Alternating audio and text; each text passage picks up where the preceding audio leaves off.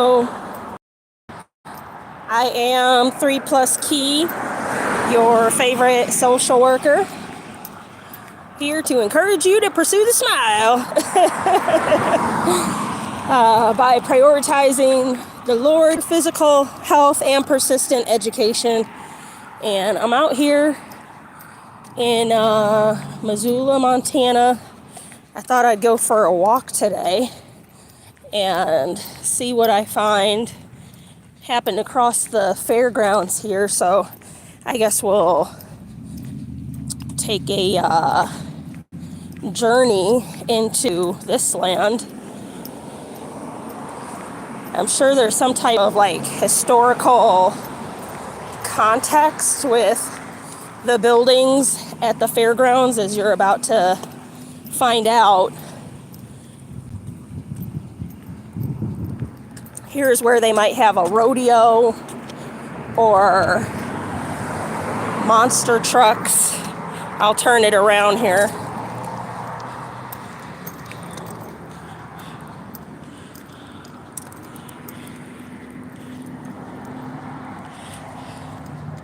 I was thinking earlier about learned helplessness. I'm in social services, and people come all the time due to the nature of what I do, needing help. And learned helplessness is when somebody is convinced that their situation not only can't get better, but that they don't have an active role in changing the outcome. And it's very sad to see.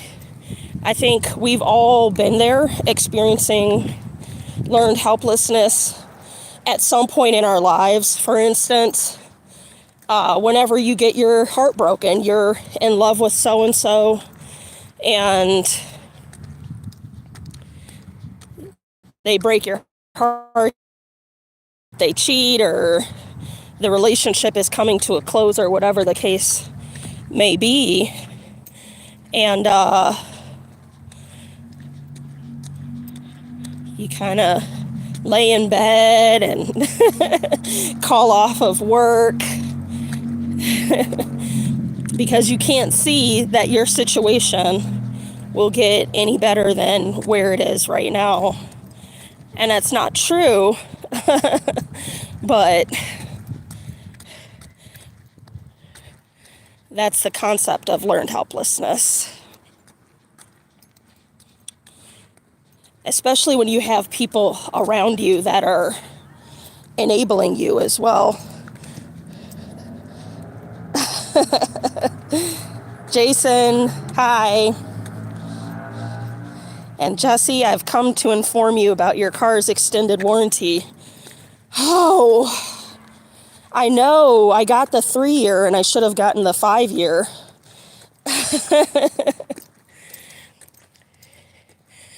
But anyhow, on the topic of learned helplessness, I was wondering, why is the sidewalk so small? I was wondering, how does one unlearn learned helplessness? If you feel like you're not in control of your circumstances, and let's say you're in a job, and that's another common experience. We've been in jobs where it's time for us to leave. We're not getting paid enough. We're being disrespected. We're not getting enough hours, or they're working us too hard. And so it's time to get another job. But somehow we feel stuck is the word many people would use. So what do? Like, how you have people around you who are saying, look, I'll sit down with you. I will fill out job applications for you. Do you want me to put in a word with my supervisor so you can come work over here?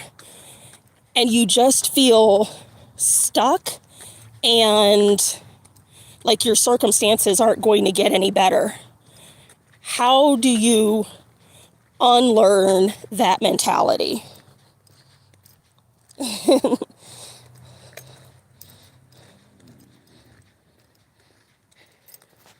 I am here to walk and talk. Let's see. Oh my gosh. R.I.P. Joe Biden. Last I heard, he was still kicking. Brandon asked, why is that sidewalk so small? So it's not. It's not a sidewalk. This is the walkway, and these are just strips of pavement that are a different color. And I'm just walking to the side so I don't have to pay attention to bikers or what have you that are behind me. Jason, it's my birthday today. Happy birthday. Jason, if you're still on here, what are you doing for your birthday? It's a celebration. What would you do? Suitman 1975 says, what would you do if you had to work at McDonald's? McDonald's is actually the place of employment that I typically use as an example. So if you work at McDonald's and you just started, you probably are a cashier, or you're on the fries, or you're on the drive-through, or something like that. So on your first day of working at McDonald's, you go to the supervisor and you say, how do I become a supervisor? Or even better, whoever is the highest up person that is around you, go to that person and say, how do I get promoted? And then they're going to say, well, you know, you need to be cross-trained, or you need to... Okay, there we go. Okay, there we go. So a month or so, you've learned all of the stations, and then you can go back to that manager or supervisor and ask them, now what's the next step toward me getting promoted? So you can apply that to any place that you work. I think a lot of people get their jobs and then that's it. And then they go to their job and then they complain about not having enough money or not enough time. And it's more, you know, either one, you can grow in your job by upskilling. You get a degree, or even a lot of places of employment are now taking Google University certificates. And I'm under the impression that those are free. So you'll either grow in your company that you're currently in and upskill to get promoted, or stay in your job, I would say, for at least a year.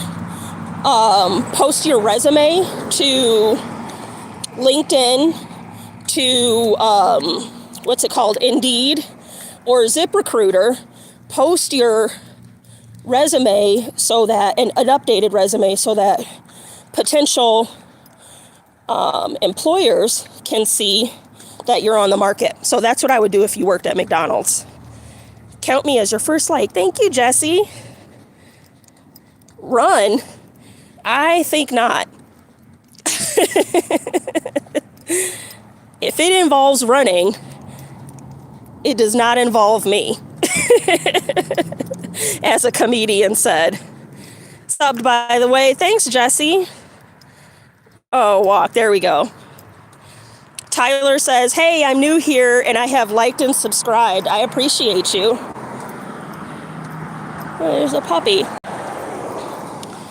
So these mountains I keep talking about, I live in Missoula, Montana, and these mountains justice because while you see the mountain, right here, it looks like it's off in the distance, and this mountain in front of us is less than a 5-minute drive. It's probably like a 2 or 3 minute drive. It's monstrous in front of me, and for whatever reason, my camera doesn't translate it.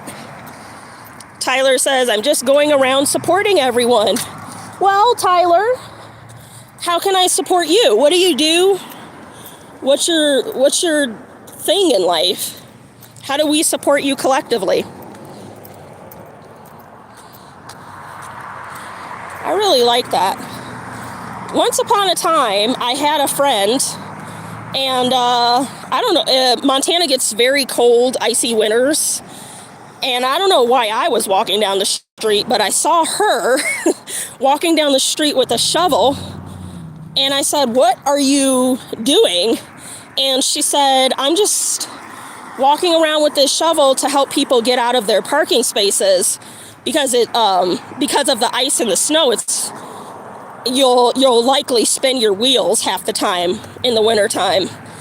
And I thought, what a kind-hearted person my friend is. Who would think to do that? Spend their free time helping people out of their parking spaces. Who on earth would think to do that? So I appreciate people like Tyler who go around showing support. This is Sentinel High School. Want to be careful, there's a kid over there. It's pretty big. There was a time when I was on Blue Mountain and somebody asked me if we had internet in Missoula. And Missoula's pretty, it's definitely not urban, but it's definitely a town. We have about 100,000 people here. It's just that it's really spread apart. It would be classified as a rural town, but there's not very much rural about it. Let's go over here.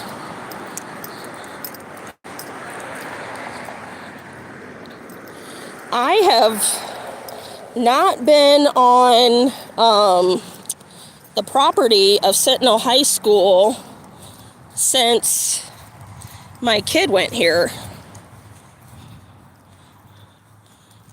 So I like this little area. It's very pleasant. Look at this. How lovely. Oh, I'm tempted to sit down. I'm not going to sit down. I came over here to sit down. That's not what we're doing. We are we are walking and talking and addressing our physical health. If I sit down, I'm just going to sit and talk, which isn't as exciting. Look at these trees. Tyler says I have made a comment. Thank you, Tyler. Look how beautiful it is. When people are like, why do you live in Montana? It's all of this. It's just very beautiful. And I think depending on what neighborhood you live in, I think most neighborhoods are very peaceful too.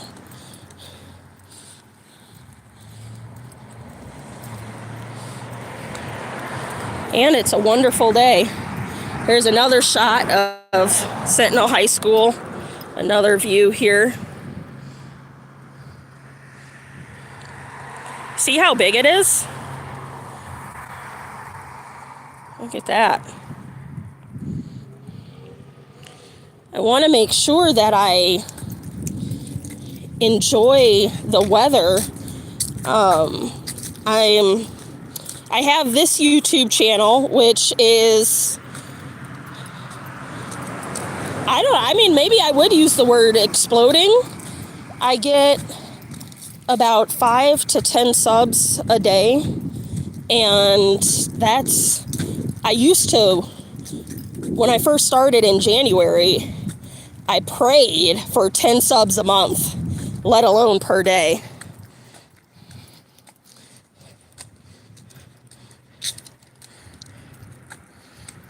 Oh, you said that you talk about African people being bullied. Where are you located, Tyler? Whereabouts in the world are you? And what do you talk about with African people being bullied? Oregon, USA. You're not too far away, Tyler. Yeah, the bullying thing, it's a tough subject. So I'm not old, but I guess I'm older, and I'm old enough to have some wisdom behind me. And in my day, people got bullied. The way I put it is like people tried to bully me, but as my best friend says, I've been oddly confident my whole life. So people certainly made comments about my skin, or my hair, or the way that I talk. They would say I talk like a white girl, and it's like, well, I mean, that's the neighborhood I grew up in. I don't know what to tell you. And this is my skin. This is my face. It's here, let me turn it around. This is my face. And so people have different kinds of faces, and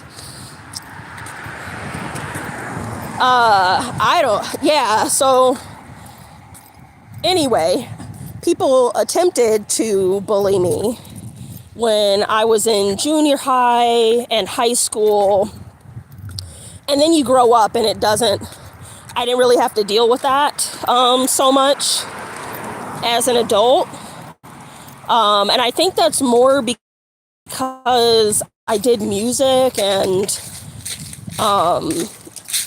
I did performance poetry, so I put myself on stage. And when you're on stage, people have comments, but there's also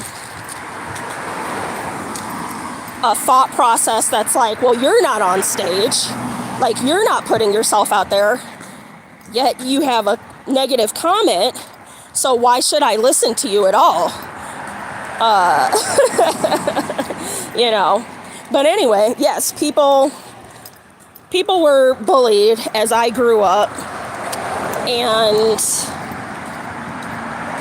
I don't want to say it made us stronger, but I think the bullying was different. It was more, maybe you got shoved into a locker, or somebody had something negative to say. Yes, exactly, Tyler. I talk about them being bullied online, but these days, not only do people have to worry about being bullied in real life, you have the added component of being online, right? And what do you do? These are anonymous people coming for you. Yeah, it's terrible. It's a different I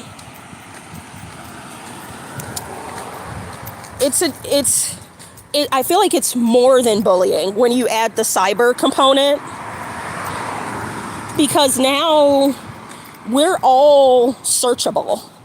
You know what I mean? Sometimes I Google myself and there's information about 5Ks that I ran, or places I've worked, or whatever, right?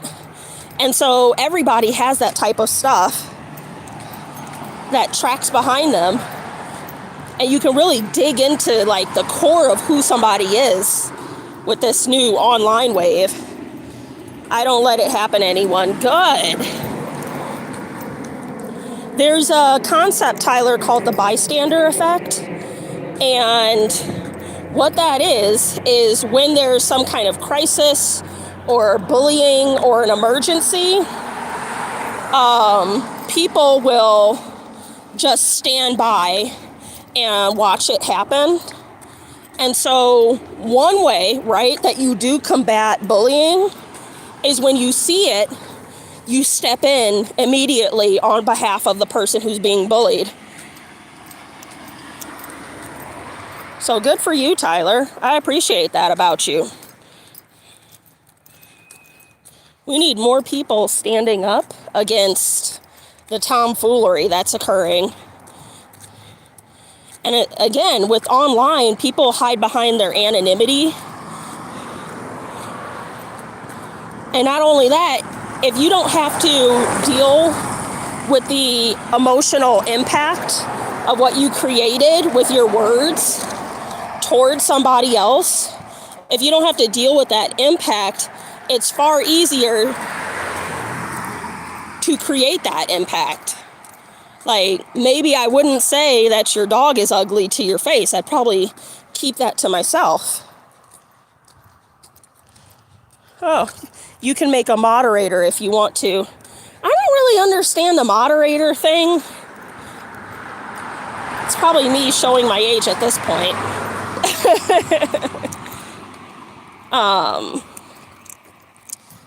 Yeah, I think it's, and you tell me, Tyler, I think a moderator, oh my gosh. Sorry. Whew. Oh, there's more. Holy cow.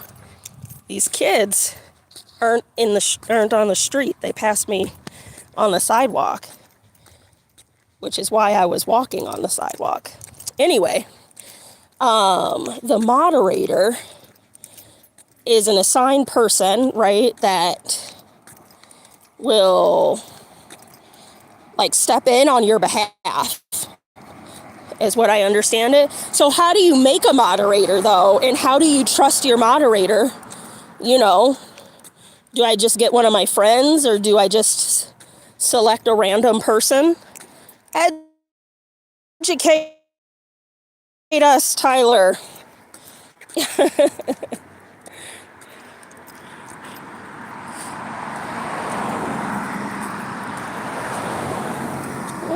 Oh, there's nobody here. We can go this way. This is the water park and tennis courts. And behind them are the baseball fields. So we're going to go up to the water park. There's no water in there. Yeah, it's amazing all the things we don't know. When I want to tell people about the awesomeness of God, I put them through an exercise, and what that is, you can do it along with me if you want, no matter where you are. So how I have them kind of with their hand go over the length of their body. So you do that from your head, touch your head, and go down all the way and touch your toes. And then you stick out your whole arm and you rub your hand from your shoulder to the tips of your fingers. And then you hold out your hand and you feel your hand. And then you hold out your finger and you wiggle your finger.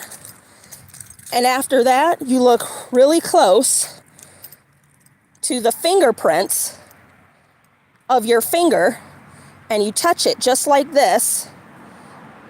And then you take a little teeny tiny piece. You see that? That's in the sun? A tiny piece of your fingerprint, and you just put your finger on it. And that little bit that your finger is on, in comparison to your body, is the information that you know. That's the knowledge that you know. This little bit of your fingerprint. Your whole body is what the Lord knows. That's why we should not lean on our own understanding. We're very foolish individuals. You go to this is Tyler saying, you go to the person and click on add moderator, and you can choose who to let be your moderator. Oh, hello.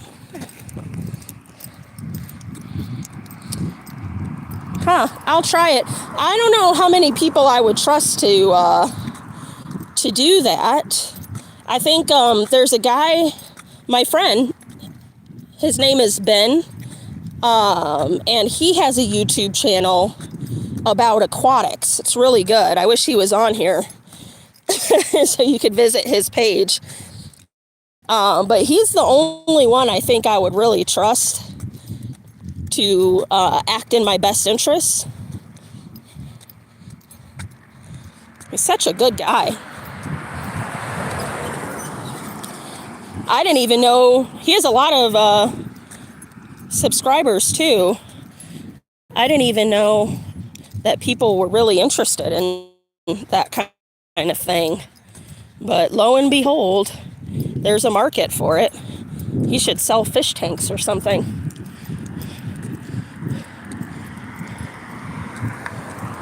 Huh. Hi.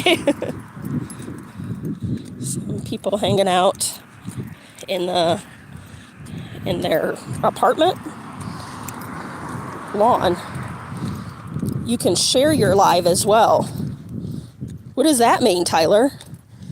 What does it mean to share my live? You mean once I'm done, once it's all finished? Is that what you mean? Ooh, I'm glad you're on here. It's pretty great. Share your life. So pretty. Here we have soccer fields. And, oh, look at this car. Apartments on this side. You can share your live on your live. Huh. So much to learn. That's one thing I do know is while I've been developing this YouTube channel, there's always something else to learn and implement. It's never ending.